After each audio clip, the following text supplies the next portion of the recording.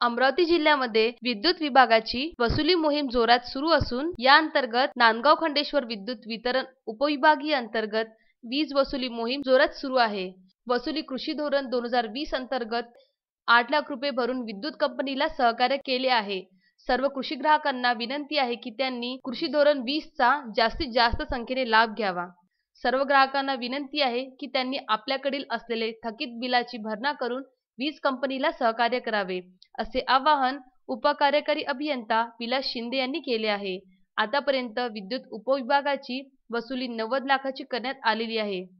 नांदगाव खंडेश्वर तालुक्यातील बाडोना रामनाथचे नागरिक विष्णू तिरमारे यांनी आपले शाल व श्रीफळ देऊन कार्यकारी अभियंता अनिरुद्ध आलेगावकर यांच्यातर्फे सत्कार करण्यात आला।